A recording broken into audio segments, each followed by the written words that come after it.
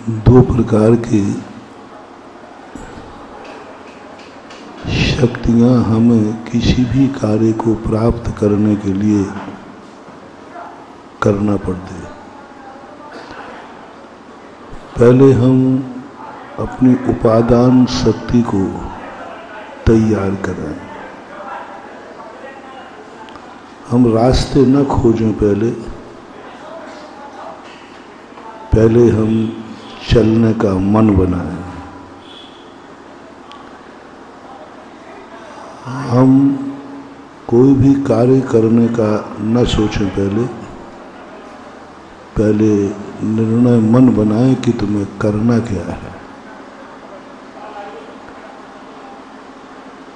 पढ़ाई करने के संबंध में न सोचें, पहले तुम्हें बनना क्या है यह विचार करें। भोजन के संबंध में न सोचें, पहले ये सोचें कि तुम्हें खाना क्या है, भोजन क्या करना। ये भूल के कारण व्यक्ति भटक रहा है। जिस पर मन जाता है मचल जाता है। जिंदगी भटक नहीं रही है। हम आप लोगों की जिंदगी देखते हैं, जिंदगी लुढ़क रही है। भटकाने वाला तो व्यक्ति फिर भी समझ जाता है, लेकिन भटक नहीं रही, जिंदगी लुढ़क रही है। लुढ़कने का अर्थ होता है उसे होश ही नहीं। जहां ढलान मिला उसी तरफ ढल जाता है। पानी को निम्नगा बोलते हैं, और निम्नगा का अर्थ होता है जहां पर ढाल मिलेगा पानी उसी तरफ चला जाता है। इसलिए सभी पदार्थों में किसी भी पदार्थ का नाम निम्नगा नहीं रखा।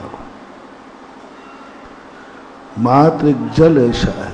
अग्नि ऊपर की तरफ जाती है, वायु भी त्रियक बहती है, पृथ्वी स्थिर रहती है, वनस्पति भी ऊपर को भी जाती है तो जड़ें नीचे की ओर जाती है। वनस्पति दोनों तरफ जाती है, ऊपर भी जाती, नीचे जाती। अग्नि नियम से ऊपर की तरफ ही जाती है। वायु त्रियक बहती है, ना नीचे जाती ना ऊपर जाती है। लेकिन जल के संबंध में कहते हैं कि जल सदा नीचे की तरफ जाता है, ढाल की तरफ बहता है, इसलिए उसका नाम निम्नगा कहा। ऐसा ही ये मनुष्य जब लक्ष्य विहीन होकर के जैसा निमित्त मिला वैसा परिणाम कर लिया, तो इसे भी हमारे शास्त्रों में निम्नगा कहा। इसका कोई ध्येय नहीं, जो जैसा मिला वैसा कर लेता है। गाली आई तो क्रोध कर लिया, बुरा देखने में आया तो बुरी दृष्टि कर ली, अच्छा देखने में आया तो अच्छी दृष्टि कर ली, मंदिर में आया तो अच्छे परिणाम कर दिए, मंदिर के बाहर कोई बुरा निमित्त मिल गया, बुरा परिणाम कर लिया। माता पिता आ गए तो उसने थोड़े से अच्छे परिणाम कर लिए, उसी समय कोई दूसरा व्यक्ति आ गया तो वैसे परिणाम कर लिए। गुरु मिल गए तो गुरु के परिणाम कर लिए, गुरु महाराज माला फेर लिया, जाप कर लिया, प्रवचन सुन लिया। गुरु महाराज नहीं है तो क्या करते रहते? गुरु महाराज हैं तब तुम आहार देते हो, प्रवचन सुनने का मन करते हो, सेवा करते हो। और गुरु महाराज नहीं रहे तो क्या करते हो? कोई नियत है? कोई नियत है इस काल में? 24 घंटे में यदि आप मंदिर आते हैं और मंदिर नहीं आए तो क्या करेंगे? यानी काल भी आपकी जिंदगी में निम्नगा है। महाराज उस समय जो मौका पड़ेगा वो करूंगा, जो मौका पड़ेगा वो करूंगा। बस आपकी जिंदगी निम्नगाह है, पानी की तरह नीचे की तरफ बहती जाएगी, डाउनफॉल होता जाएगा, क्योंकि आपका काल कोई निश्चित नहीं है किस समय क्या करोगे। तुम जल के समान अभी एक इंद्री ही हो, और जल में भी 5 स्थावरों में जल हो। जल होना सबसे ज्यादा निकृष्ट माना गया, सबसे ज्यादा निकृष्ट होता है जल, क्योंकि कोई भी वस्तु का विकास होने के बाद उसका विनाश नहीं होता, वो कहीं ना कहीं कुछ अच्छा कर लेता है। लेकिन जल को यदि छेद नहीं पाए तो वो नीचे की तरफ बह जाता है। हमारा भी सब कुछ जिंदगी नियत नहीं है। अभी यही पता नहीं है कि तुम्हारा जन्म क्यों हुआ। अपन मंदिर को देखकर, शास्त्र को देखकर, गुरु को देखकर जो धर्मात्मा बन जाते हैं, ये धर्म श्मशान बैराग के समान होता है। ये नैमित्तिक धर्म है, अपने अंदर से उत्पन्न नहीं हुआ, बाहर से उत्पन्न हुआ। महाराज मिल गए इसलिए तुम्हारा पवित्र भाव हुआ, ये तुम्हारा भाव नहीं है, नैमित्तिक भाव। मंदिर आ गया तो अपन ने नमोस्तु कर लिया, मंदिर सामने दिख गया, भगवान दिख गए, अपन ने नमोस्तु कर लिया। ये हमारा भाव नहीं है, ये नैमित्तिक भाव है। माता पिता आ गए, आपने चरण छू लिए, नैमित्तिक भाव है। 24 घंटे में हमारा सब कुछ नैमित्तिक हो रहा है, और हम सोच रहे हैं कि हम कुछ अच्छा कर रहे हैं। नहीं, इसी चीज को उपादान शक्ति बनाओ, जो जैनाचार्यों ने सबसे पहले आपको सिखाया। सबसे पहले तो आपको ये सोचना है, आपको माँ बाप ने जन्म क्यों दिया। ऐसे ही जन्म गए हो, बिना लक्ष्य के जन्म गए हो, लावारिस होके जन्म गए हो, माँ बाप ने नहीं चाहा था फिर भी तुम जन्म गए हो। थोड़ा सोचो, अपनी औकात सोचो, पूछो माँ बाप से, जानने का प्रयास करो कि तुम ऐसे ही जन्म गए हो कि माँ बाप ने प्री प्लानिंग करके जन्म लिया था। और यदि सोच सको, थोड़ा वर्तमान के संबंध में मत सोचो, थोड़ा अपने कर्मों के संबंध में सोचो कि यदि तुम्हें कभी महसूस हो अपने कुल पर, अपनी जाति पर, अपने माँ बाप पर कभी गर्व हो, कभी अच्छा लगे तुम्हें कि मैं जैन हूं, कभी अच्छा लगे कि तुम्हारा जन्म भारत में हुआ, कभी लगे तो। हालांकि इतना सोचने का तुम समय नहीं देते हो, लेकिन मैं वो आनंद के क्षण तुम्हें देना चाहता हूं जिस क्षण पर तुम गर्व करो। तुम्हें अपनी कौन सी अतीत की बात पर गर्व है, वर्तमान की नहीं पूछा। वर्तमान की जो कुछ भी कर रहे हो तुम, अभी वो सब कुछ तुम्हारा है ही नहीं। तुम निमित्त की कठपुतली बने हो, तुम्हारा नहीं है। मैं बहुत बार कहा करता हूं, शांति भी तुम्हारी नहीं है।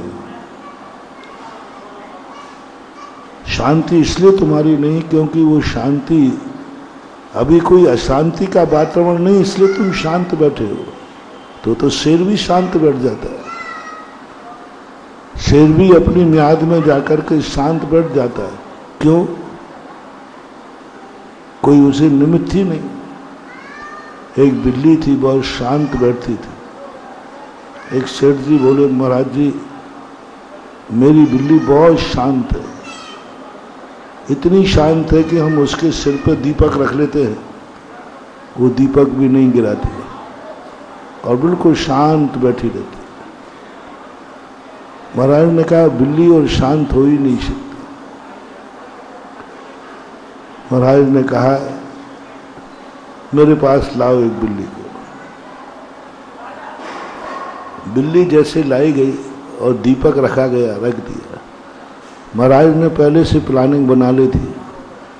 एक प्लास्टिक का चूहा रख लिया था और जैसे चूहा छोड़ा, बिल्ली को ये होश ही नहीं रहा कि मेरे सिर पर दीपक है, वो झपट पड़ी है। बोलो उसकी शांति अंदर की थी या बाहर की? शांति बाहर की थी, क्योंकि अशांति का कोई वातावरण ही नहीं था। चूहा आने के बाद शांत बैठी रहती तो समझते कि ये बिल्ली की शांत अपने अंदर की है। बहुत छोटा सा उदाहरण है। चूहा सामने है, उसके बाद भी बिल्ली को होश है, नहीं मेरे सिर पर दीपक रखा है, मुझे उजाला देना है।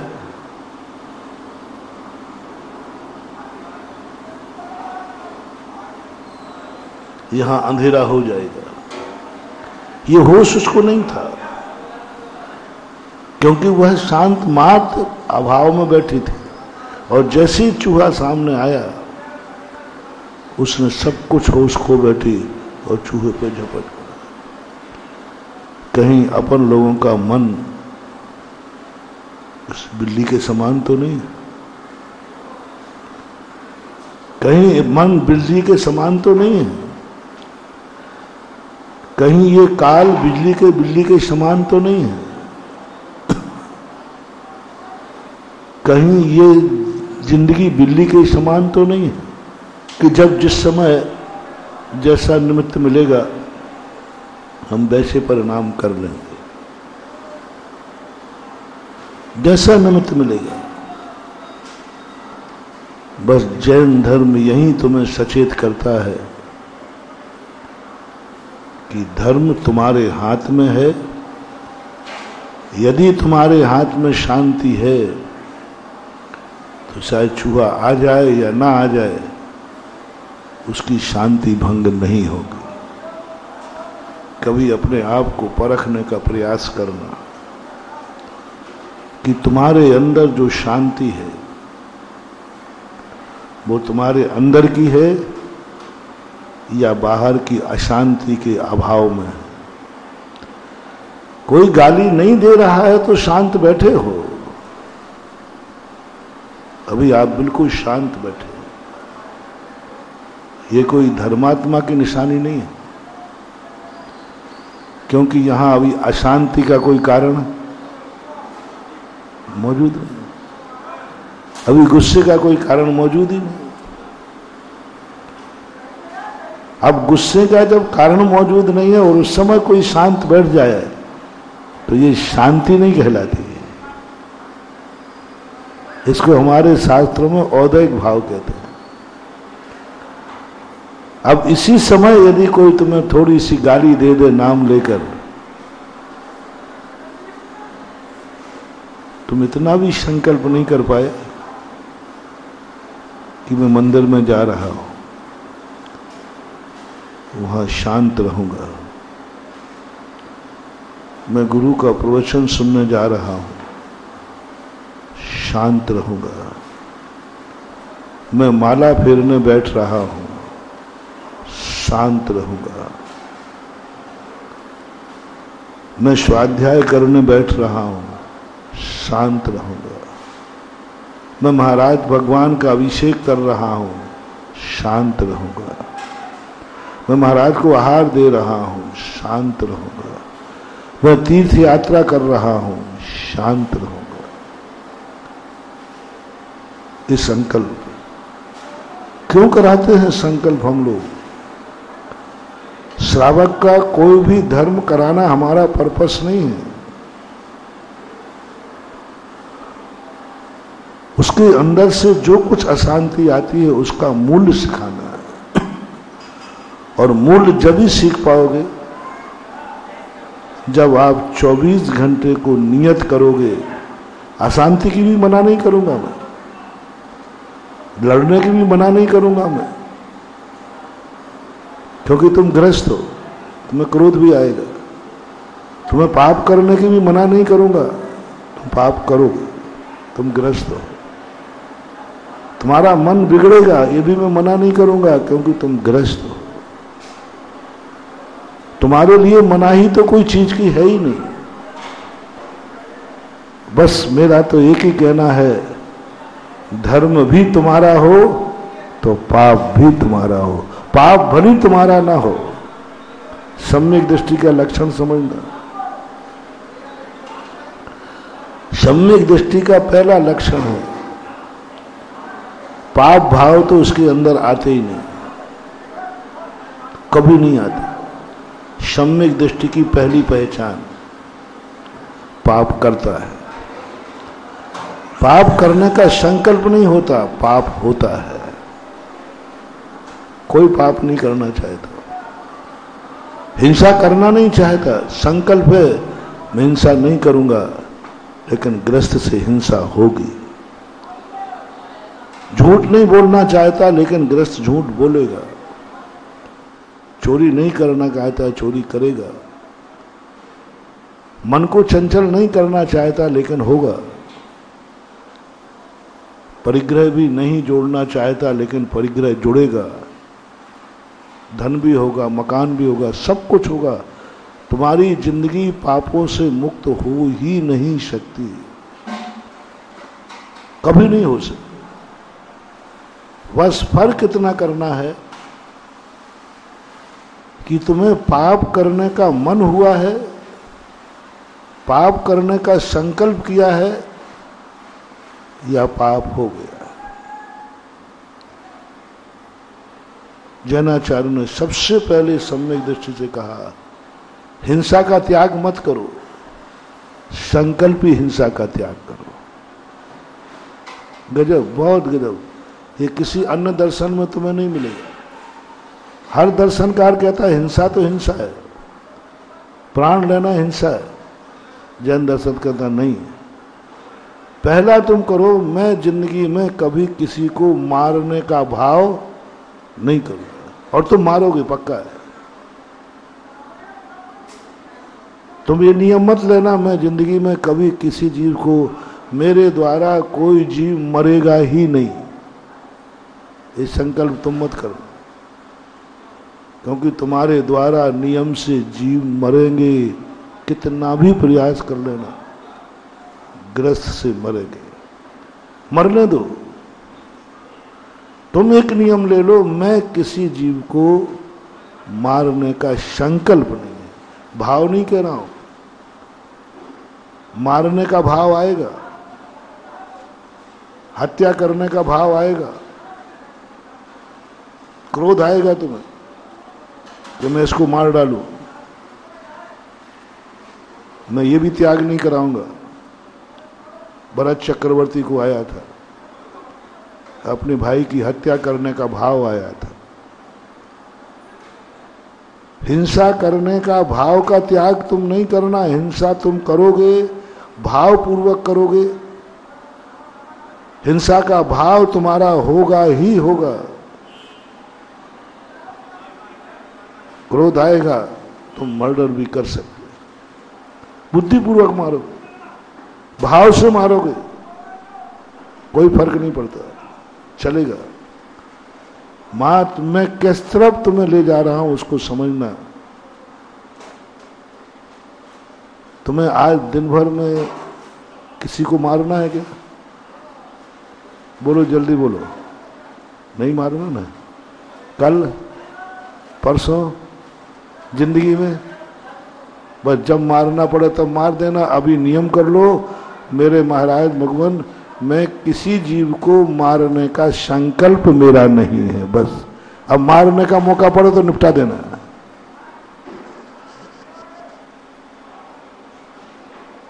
मारने का मौका पड़े तो निपटा देना, संकल्प मत करो।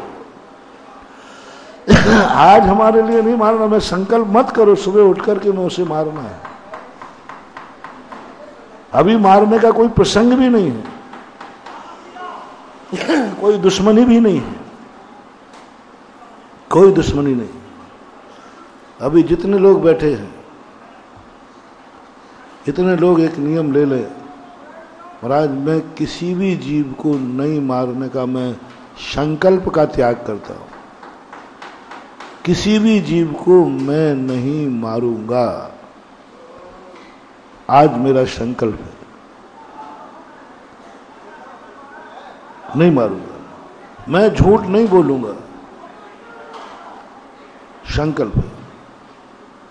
मैं चोरी नहीं करूंगा, संकल्प है। मैं परिग्रह नहीं जोड़ूंगा, मैं करोड़पति अरबपति नहीं बनूंगा, मेरा संकल्प नहीं है। संकल्प नहीं बनना। अरबपति नहीं, तुम 6 खंड के अधिपति बनना, बस संकल्प नहीं करना। प्रयास करना, मौका मिलेगा तो खूब कमाना।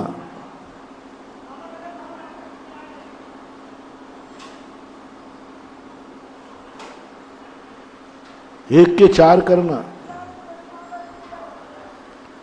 कितने रुपये आगे? 1 रुपये के 4 करना। झूठ भी बोलना, इतना परिग्रह जोड़ना, इतना परिग्रह जोड़ना कि तुम 6 खंड के अधिपति बनो, चक्रवर्ती बनो, कोई फर्क नहीं पड़ता। संकल्प नहीं करना, संकल्प नहीं करना मैं चक्रवर्ती बनूंगा, मैं आज 1 करोड़ कमाऊंगा, आज मैं 1 लाख कमाऊंगा। सुबह उठकर संकल्प मत करना। कमाने जाना, शाम को 2 लाख कमा के आना। संकल्प 1 लाख का तुमने किया और कुछ कदाचित नहीं कमा पाए तो 1 लाख के पाप के भागीदार हो गए। और तुमने संकल्प नहीं किया, 5 लाख कमा लिए, तुम्हें 5 लाख कमाने का भी पाप नहीं लगेगा, क्योंकि तुम्हारा संकल्प नहीं था। किस्मत ने साथ दिया, मौका पड़ गया, मैंने कमा लिया। मौका कैसे छोड़ता? वृत्ति नहीं बना रहा हूं तो, प्रतिमाधारी नहीं बना रहा। प्रतिमाधारी तो सीमा बांधता है, मैं इससे ज्यादा नहीं कमाऊंगा। दोनों में अंतर समझना। मैं सामान्य ग्रस्तों को कह रहा हूं, जो प्रतिमाधारी नहीं, वृत्ति नहीं, धर्म से अभी कुछ भी नहीं जानते, कोई भी नियम नहीं है, उनके लिए कह रहा हूं, बस किसी भी पाप करने का संकल्प मत करना। सुबह मत जाना संकल्प करके मैं 1 लाख कमाऊंगा, शाम को लौटना 5 लाख कमा करके। आएगा पाप। बहुत बड़े पाप से तुम बच गए। नारायण में और पृथ्वी नारायण में क्या अंतर होता है? चक्रवर्ती में और अर्धचक्री में क्या अंतर होता है? चक्रवर्ती 6 खंड का अधिपति होकर के भी नरक नहीं जाता। इतना वैभव, इतना ठाट बाट, और अर्धचक्री के पास आधा होता है, फिर भी नरक जाता है। मैंने सोचा क्यों? यदि परिग्रह से ज्यादा जा रहा है तो परिग्रह तो चक्रवर्ती के पास ज्यादा है, धन दौलत तो चक्रवर्ती के पास ज्यादा है, अर्धचक्री के पास तो आधा है। गजब का मोटिवेशन है महानुभाव। यह कला यदि तुमने सीख ली, और यह कला मात्र जैन दर्शन के पास है, इसलिए जैनी सदा से अमीर होते आए, लेकिन जैनी कभी दुर्गति नहीं गए हैं। जैनी सदा से पाप करते आए लेकिन पापी नहीं कहलाए। जैनी सदा से पाप करते आए लेकिन पापी नहीं कहलाए। जैनियों ने बड़ी बड़ी हिंसा की है, बड़े बड़े युद्ध लड़े हैं, लेकिन उनको हिंसक नहीं कहा गया। बहुत बड़े बड़े झूठ बोले हैं, लेकिन उनका नाम झूठों की कोटि में नहीं था। बड़ी बड़ी चोरियां की हैं जैनियों ने, लेकिन वे चोर नहीं। परिग्रह कमाया है खूब ज्यादा, भोग भोगे हैं खूब ज्यादा, लेकिन उनका नाम भोगियों में नहीं था। बहुत परिग्रह, इतना परिग्रह जोड़ा, फिर भी उनका नाम परिग्रहियों में नहीं था,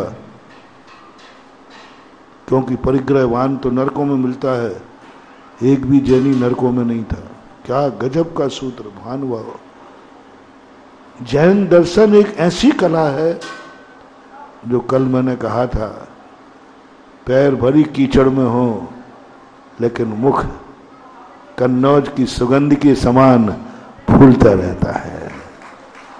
जैनी को कमल के समान बना दिया, कीचड़ में रखा, कीचड़ में जन्मा, कीचड़ में ही रहा, लेकिन जब उसकी जिंदगी ऊपर आई तो कमल कहाँ रहता है?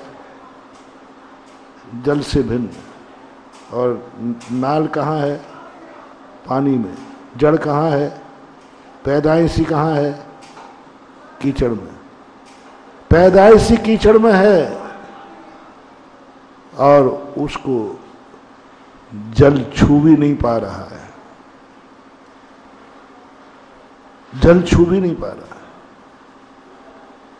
जल से भिन्न कमल, पंडित जी साहब दौलत राम ने कहा, जैनी जल से भिन्न कमल है। कितने भी कीचड़ में पड़ा रहे, सोना जैसे दमकता है, उसका मूल्य कम होता ही नहीं। सोना कीचड़ में ही पड़ा है तो उसका मूल्य कम नहीं होता। जैन धर्म तुम्हें ये कला सिखाता है। बस तुम किसी को मारना तो तुमसे मारना तो होगा, क्रोध आएगा, परिग्रह तुम जोड़ो। तो अर्धचक्र की बात मैं कह रहा था, चक्रवर्ती ने कभी परिग्रह नहीं चाहा। जितने चक्रवर्ती होते हैं ये हमेशा पुरुषार्थ करते हैं, मात्र एक कार्य नहीं करते, संकल्प नहीं करते, मेहनत खूब करते, खूब कमाएंगे, दिन रात मेहनत करेंगे। बस एक गुण होता है उनमें, संकल्प नहीं होता। मैं अपनी जिंदगी में करोड़पति बनूंगा, मैं अपनी जिंदगी में अरबपति बनूंगा, मैं आज इतना कमाऊंगा, बस। और कमाने चल पड़ते, कमाने चल पड़ते। और ये जैन दर्शन का ही सूत्र नहीं है। वैष्णव दर्शन में भी तुमने एक वाक्य सुना होगा, कृष्ण जी अर्जुन से कहते हैं, कर्म किए जा, फल की चिंता मत कर रे इंसान, ये है गीता का ज्ञान। ये पंक्ति सुनी तुम लोगों ने? मैंने इस पर बड़ा विचार किया कि ये क्या मतलब है। कर्म कर, तू कर्म कर अर्जुन, कर्म कर। मैं हारूंगा कि जीतूंगा, फल की चिंता मत कर। इसी प्रसंग में कहा था। क्या मिलेगा इससे? कर्तव्य करो। कर्तव्य क्या है? अन्याय का नाश हो, पापी का विनाश हो। कर्तव्य क्या है? एक साधु को शेर खा रहा है, एक साधु ने शेर को खा रहा था, एक शूकर ने आके शेर को मार डाला। शूकर को शेर की हत्या का पाप नहीं लगा, क्योंकि उसके मारने का संकल्प था, मैं शेर को मारूंगा, जहां जहां भी शेर होगा वहां मारूंगा। नहीं, संकल्प नहीं था, लेकिन फिर भी शेर को मारा, क्योंकि निमित्त ही ऐसा आ पड़ा था। शेर को नहीं मारता तो महाराज मरते। तो बोलो, उसने शेर को मारा है या महाराज को बचाया है? ऑन द स्पॉट तो शेर मरा हुआ पड़ा है। कर्म करो, खूब करो, सब करो, संकल्प मत करो, फल की चिंता मत करो। हे अर्जुन, तुम हारोगे या जीतोगे कोई फर्क नहीं पड़ता, कोई फर्क नहीं पड़ता। सत्य के लिए, न्याय के लिए लड़ने वाला हार करके भी हारा माना जाता है। कम से कम ये तो हो पुरुषार्थ। एक चिड़िया थी, उस चिड़िया के समुद्र ने की लहर में अंडे बह गए। तब एक चिड़िया को गुस्सा आया, मैं समुद्र को सुखा डालूंगा, और एक एक चोंच से वो रेत का दाना समुद्र में डालती है। लोगों ने आगे कहा, चिड़िया रानी क्या कर रही है? बोले, समुद्र को सुखा के रहूंगी। सुखा रही, सुखा के रहूंगी नहीं, सुखा रही हो। इतना बड़ा समुद्र, तेरे एक एक दाने से क्या लिखा जाए, कैसे सूखेगा? बोले, सवाल इसका नहीं है, सवाल इसका है। ओहो महानुभाव, बहुत बड़ी बात कह रहा हूं, बहुत बड़ी बात। चिड़िया का हौसला देखना। लोगों ने कहा, चिड़िया रानी क्या कर रही है, तेरे एक एक चोंच से दाना लाकर समुद्र को कैसे सुखाएगी? बोले, मैंने ये सोचा नहीं है, मुझे भी मालूम है, लेकिन दुनिया में जब इतिहास उठाया जाएगा तो लिखा जाएगा, माँ अपने बेटे के लिए समुद्र को सुखाने की भी हिम्मत रखती है। यानी माँ कितना कर सकती है कि अपने बेटों के लिए समुद्र जो कभी सूखना नहीं है, उसको सुखाने के भी हौसला रखती है। कम से कम इतिहास में मेरा नाम लिखा जाए। यही किसने कहा, अर्जुन, युद्ध हारना और जीतना नहीं है। मंगल पांडे मारा गया, वो जानता था 1857 में कि मैं आवाज उठाऊंगा, मैं मारा जाऊंगा, उसको मालूम था। और उसने आवाज उठाकर 7 कदम ही नहीं चल गया, मार दिया। पहले से जानता था। जब वो जानता था कि मेरा मरना निश्चित है और मैं कुछ भी नहीं कर पाऊंगा, मैं कुछ भी नहीं कर पाऊंगा, उसके पहले ही मर जाऊंगा, उसके मन में एक बात आई, मरूं या जीऊं, कर पाऊं या ना कर पाऊं, कम से कम इतिहास गवाह होगा। कम से कम इसने आवाज उठाने की हिम्मत तो की, और उसकी आवाज ने ही 100 साल लगा दिए, लेकिन देश स्वतंत्र हुआ। उसके पहले तो कोई आवाज ही नहीं उठा रहा। इसलिए अर्जुन, तुम ये मत सोचो युद्ध हारोगे या जीतोगे। सवाल ये है कि तुमने अन्याय को मिटाने का पुरुषार्थ किया, तुमने कर्म करने की बात सोची। हम तुरंत फल की तरफ चले जाते हैं, हम कर्म की तरफ विचार नहीं कर पाते। तो वहां गीता में भी यही शब्द है, जैन दर्शन भी तुम्हें यही कहता है, तुम कर्म करो पर तुम संकल्प मत करो। मैं जीतूंगा ये संकल्प मत करो, मैं हारूंगा ये नकारात्मक भाव मत लाओ। तुम ये हौसला बढ़ाओ, मैं युद्ध लड़ने में कमी नहीं रखूंगा। तुम हौसला मत करो कि मैं पास होऊंगा, मत हौसला करो कि मैं फेल होऊंगा। नियम करो जो कोर्स मेरा है मैं इस पूरे कोर्स को कंठस्थ करूंगा। पढ़ना मेरा काम है, पास होना फेल होना मेरे हाथ में नहीं है। मैं फाल और फेल होने के लिए नहीं सोच सकता हूं। मेरा काम है संकल्प पढ़ाई करना। चाणक्य ने यही कहा था चंद्रगुप्त से, क्या कर रहे हो, कहां जा रहे हो? बोले युद्ध पे। क्यों जा रहे हो? बोले जीतने के लिए। बोले गुरुदेव मैंने जीतने की पूरी तैयारी कर ली है और मैं जीतूंगा। गुरु समझ गए यह व्यक्ति कल के दिन रोएगा, यह व्यक्ति कल के दिन सुसाइड करेगा, कल के दिन इसकी बहुत बुरी दशा होगी। और जीतने के लिए युद्ध लड़ता है पापी अज्ञानी, जीतने के लिए युद्ध लड़ता है, जीतने के लिए युद्ध लड़ता है, वह कभी भी जीत नहीं सकता। शिक्षाविद कहते हैं जो हारने की हिम्मत रखते हैं वो जीतने का ख्वाब सजावे हैं। जो हारने की हिम्मत रखते हैं वो जीतने का ख्वाब सजावे। तो चाणक्य ने चंद्रगुप्त से कहा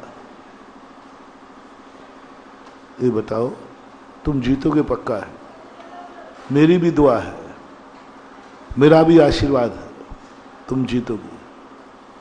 बस एक पॉइंट बता दो, यदि हार गए तो क्या तैयारी है? हार गए तो क्या तैयारी है? बोले गुरुदेव ये तो हमने सोचा ही नहीं। पहले इस पर सोचो फिर युद्ध के लिए जाओ। बहुत बड़ा सोच था।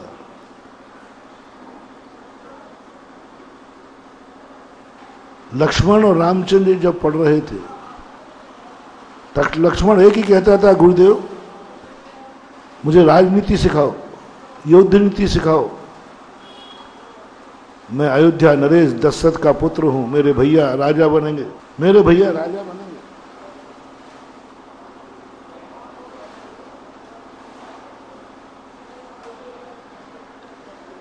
और मुझे राज कैसे करना है सिखाओ। गुरु कहते हैं लक्ष्मण तो समझेगा नहीं। लक्ष्मण तो राजा बनने के लिए पढ़ने आया है,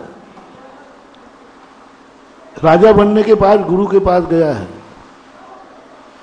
राजनीति कैसे करना है इसके लिए गया है, हुकूमत कैसे चलाना ये सीखने आया है, शस्त्र कैसे चलाना ये सीखने आया है लक्ष्मण। लेकिन गुरु कहते हैं राम राजगद्दी नहीं मिली तो क्या तैयारी है? ओहो राजगद्दी मिलेगी मुझे, इसकी तैयारी के लिए गुरु से नहीं सीखना है। राजगद्दी नहीं मिली तो क्या तैयारी करना है ये गुरु से सीखना है। कितनी बड़ी बात। राजगद्दी कैसे करना है ये तो तू अपने बाप से सीख। तेरा पिता राजा है, गजब का महान भाव, मोटिवेशन लेना। अपनी जिंदगी में कन्नौज के नाम से जो जगत में प्रवचन सुन रहे हैं वे सब कन्नौज के नाम से आज एक मंत्र ले लेना, जिंदगी का मोटिवेशन कन्नौज वाले भी ले लेना। जीतने के लिए राजगद्दी कैसे चलाना, राजनीति कैसे करना, शस्त्र कैसे चलाना, इसके लिए गुरु की जरूरत नहीं। बोलो राम लक्ष्मण दोनों, तुम्हारे पिता कैसे हैं? अच्छे राजनेता हैं कि बुरे? बोले अच्छे। राजनीति आती है कि नहीं? आती है। अच्छे राजा हैं कि नहीं? बहुत अच्छे राजा हैं। सच चलाना आता है कि नहीं आता है? तो फिर ये सब वहीं क्यों नहीं सीखा? वो तो सब बाप को आता है। बाप को जीतना आता है। तुम्हारे पिताजी कभी हारे नहीं। तुम्हारे पिताजी कभी हारे नहीं। क्यों आए हो तुम यहां पर? उनसे सीखो ना राजनीति। वो अनुभव किया है, मैंने तो अनुभव भी नहीं किया। गुरु को कभी जिताने की कला सिखाता नहीं। वो तो हमें वंशज से मिलती है, पीढ़ी से मिलती है। वो तो तुम्हारे पिताजी सिखा सकते थे, लेकिन पिता कभी। ओह महानुभाव, बहुत बड़ी बात सुनना। माता कौशल्या ने कहा भी था कि बेटों को गुरुकुल क्यों भेज रहे हो आप? क्या आप ज्ञानी नहीं हैं? क्या हम ज्ञानी नहीं हैं? क्या हमारे राज्य में कोई ज्ञानी नहीं है? आप क्यों भेज रहे हो? बच्चों को राजा बनना है, आप राजा हैं, सिखाइए राजकुमारों को राजा कैसे बना जाता है, सिखाइए। और आप सिखाते हैं अपने बेटों को व्यापार धंधा। गुरु के पास कभी व्यापार धंधा सीखने मत आना। महाराज धंधा पानी करना सिखाओ। अब कन्नौज वाले मेरे से कहें महाराज जी ऐसा बताओ कि हम और अच्छा इतर कैसे बनाऊं, इतर की क्वालिटी कैसे बनाऊं। अब बताओ भैया, ये चीज तुम मेरे से सीखोगे कि मेरे से ज्यादा अच्छा तुम्हारा बाप सिखाएगा? बोलो ना, कौन सिखाएगा? पिताजी सिखाएंगे। वो ज्यादा अनुभवी हैं, ज्यादा ज्ञान है उनको। संसार की बातें गुरु से नहीं सीखना, वो तो तुम्हारा बाप सिखा देगा, पड़ोसी सिखा देगा, सारी दुनिया सिखाने के लिए बैठी है। संसार कैसे सीखना है, संसार कैसे चलाना है, संसार में क्या करना है, व्यापार धंधा कैसे करना है, ये सब के लिए गुरु की जरूरत नहीं है। राजा दशरथ कहते थे कौशल्या, हम बेटों को सब कुछ सिखा सकते हैं, हम ज्ञानी हैं, हम सुख के क्षण से बता सकते हैं, कैसे राजगद्दी सब कुछ कर सकते हैं, लेकिन दुख का दिन कैसा आ जाए, उसमें कैसे जीना है, ये हम नहीं सिखा सकते। क्योंकि हमारी तो कल्पना में भी नहीं आएगा कि मेरा बेटा कभी दुख उठाएगा। भिखारन की माँ भी अपने बेटे को गोदी में उठाती है तो राजा बेटा के नाम से उठाती है। भिखारी बेटा वो सोच ही नहीं सकती। भिखारन है, उसको मालूम है इसका बाप भी भिखारी है। तो जब बेटे को उठाकर गोदी में उठा के चूमती है तो क्या कह के चूमती है? बोलो, भिखारी बेटा या राजा बेटा? उसके मुख से निकलेगा राजा बेटा। वो कल्पना ही नहीं कर सकती कि भिखारी है या भिखारी बनेगा। मां की कल्पना राजा की होती है। दशरथ कहते हैं मैं राजगद्दी सिखा दूंगा, राजनीति सिखा दूंगा, मुझे दिख रहा है भविष्य में राम राजा। दशरथ कहते हैं मुझे स्पष्ट दिख रहा है मेरे बेटे में ये राजा बनेगा। जोशी कह रहे हैं, हाथ की रेखाएं कह रहे हैं मेरा बड़ा पुत्र है राजा बनेगा, मुझे राजा दिख रहा है। कौशल्या कहती मुझे भी दिख रहा है। बोलो, बचपन में रामचंद्र जी थे, सब लोग उनको राजा राजा कहने लगे थे। बचपन में रामचंद्र जी में सबको राजा दिख रहा था। माता भी कहते लगती राजा राजा बेटा राजा। मां से पूछा तुम्हें रामचंद्र जी में क्या दिख रहा है? बोले राजा, भाभी राजा। दशरथ से पूछा तुम्हें क्या दिख रहा है? बोले भाभी राजा। अयोध्या वासियों से पूछा कि राम में तुम्हें क्या दिख रहा है? बोलो राजा। आप सबसे पूछा तो आपको क्या दिखेगा? बोलो ना, अपने अपने बेटों में क्या दिख रहा है? अब महाराज सीधा है, जो मैं हूं मेरा बेटा वैसे ही बनेगा। 99.99 हर माँ बेटा यही कहेगा मेरा बेटा भविष्य में देखना। वो अपने बाप को भी कह देती है पत्नी, अरे तुमने क्या सुख दिया है, सुख तो मेरा बेटा देगा, जो तुम नहीं बन पाए वो मेरा बेटा बनेगा। हर मां की एक कल्पना होती है, जो मेरे पति ने नहीं कर पाया वो मेरा बेटा करेगा। उलाहना भी दे देती है, देखना तुम तो बुद्धू के बुद्धू रहे, मेरा बेटा देखना मेरा बेटा देखना बहुत ऊंचाइयां छुएगा। इससे ज्यादा मां कभी सोच नहीं सकती, कभी नहीं सोच सकती कि मेरा बेटा कुछ नहीं कर पाएगा। छोटे में गोदी के समय कल्पना में भी नहीं आएगा कि मेरा बेटा कुछ भी नहीं कर पाएगा, निकम्मा निकलेगा, हो ही नहीं सकता।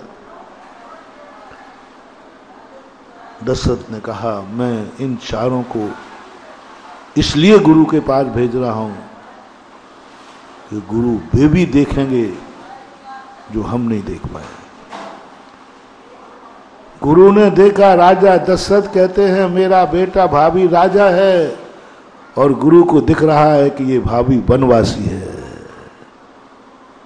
लक्ष्मण देख रहे हैं कि यहां जाने के बाद मुझे राजगद्दी मिलेगी, और गुरु देख रहे हैं कि यहां से जाने के बाद इसको वनवास में। कोई नहीं सोच पाया,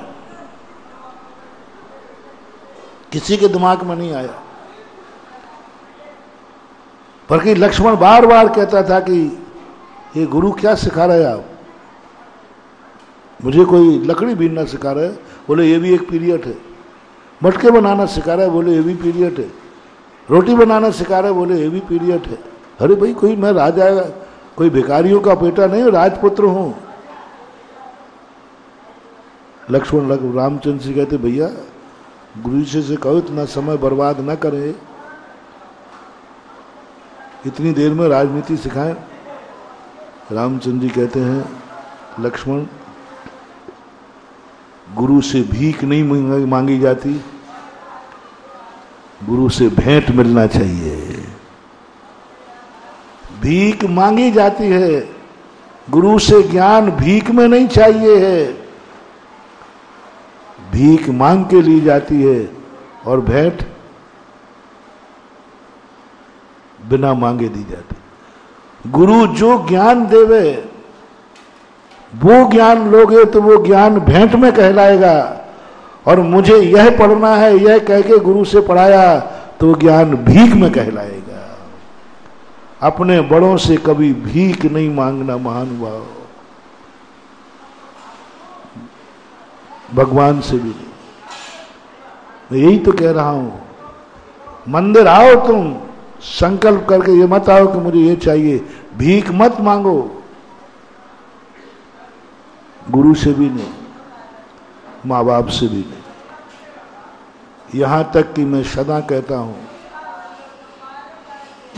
कभी मां से रोटी भी मांग के मत खाना। मांगना है तो पड़ोसी के यहां भीख मांग ले, मां से मांग के रोटी नहीं खाना। बहुत अपशगुन है मानवा। कोई भी वस्तु अपने घर में मांगने से तुम्हें मिली है, समझ लेना तुम्हारी जिंदगी का अपशगुन चालू हो गया है, आपकी जिंदगी का बुरा दिन चालू हो गया। कोई भी वस्तु घर में मत मांगना, और खास तौर से जो तुम्हारे खास हों, उनसे यदि मांग करके तुमने लिया तो तुम घर में भिखारी बन गए, और जो घर में भिखारी बना वो एक दिन भिखारी बनेगा। घर में बिल्कुल मांगा, मां के सामने पिता के सामने भीख नहीं, भेंट लो। भेंट मांगी नहीं जाती, बड़े अपनी इच्छा से देते हैं, इच्छा से देते, और वो इच्छा से तुम्हें देंगे, वो बहुत बड़ी चीज कहते हैं। रामचंद्र जी ने कहा, लक्ष्मण गुरु जो दे रहे हैं उसे भेंट मान के स्वीकार करो। लिया, बोलो सबकी तैयारी थी, राजा राम बनेगा, नहीं बना तो क्या तैयारी है? और तैयारी गुरु ने नहीं कराई होती और वनवास तो होना ही था, फिर तीनों क्या करते? सुसाइड। बस यही चीज अपनी जिंदगी में धारण करो, मत करो सफलता के संकल्प। यदि हार गए तो क्या तैयारी है? यात्रा करने तुम जाते हो, तुम यहां से शिखर जी गए, सकुशल पहुंचोगे पक्का है। मेरी भी भावना है कि आपकी यात्रा सकुशल हो, इतने घंटे में आप पहुंच जाओगे। मुझे मालूम है आपकी गाड़ी बहुत अच्छी है, बस एक सूत्र मेरे से ले लेना, यदि नहीं पहुंच पाए, रास्ते में गड़बड़ हो गया तो क्या तैयारी है? गुरु से ये सूत्र मत लो कि मेरी यात्रा सफल हो जाए, मेरी वंदना सफल हो जाए। गुरु के पास जाओ, गुरु महाराज यात्रा तो सफल होगी होगी, लेकिन यदि मैं यात्रा नहीं कर पाया तो मेरी क्या तैयारी है? मैं क्या तैयारी करूं? मैं क्या तैयारी करके जाऊं? यदि बीच में गड़बड़ हो गया तो उसकी तैयारी जो करके जाता है, जिंदगी में लाख विघ्न उसकी जिंदगी में आ जाए, उसकी यात्रा में कभी बाधा नहीं बनेगी, देर हो सकती। तुम तो मार अकेले गाड़ी को, बहुत गाड़ी अच्छी थी ना, चला दी, पहुंच जाऊंगा इतने घंटे में, इतने किलोमीटर चलती है। तुमने रास्ते के खतरों पर तो ध्यान दिया ही नहीं, रास्ते में गाड़ी पंचर हो, रास्ते में कुछ भी हो सकता है। क्या तैयारी थी? यदि उस समय तुमने तैयारी कर ली होती, पंचर का सामान रख लिया होता, टायर बदलने के लिए क्या होता, वो पाना रख लिया होता, तो घंटे भर की तो देरी तो होती, लेकिन यात्रा पूरी हो। जिंदगी में इसलिए अच्छी के संकल्प भी मत किया करो, करो कर्म करो, युद्ध लड़ो, जीतने का हारने का संकल्प नहीं, कर्तव्य करो। आएगा जो निमित्त होगा। ताज श्री को मारूंगा मैं नहीं, ताज श्री को मारूंगा मैं, श्री कृष्ण कहते नहीं। तुम ताजश्री को मारने का भाव क्यों कर रहे हो? क्यों भाव कर रहे हो मारने का? अरे ताजश्री तुम्हें निपटा देगा। तुम्हें ताजश्री को मारने का भाव नहीं करना है, तुम्हें युद्ध लड़ना है। जब ताजश्री सामने आएगा उस समय जैसा वो करे वैसा तुम करना, तुम्हें ताजश्री की हत्या का दोष नहीं लगेगा।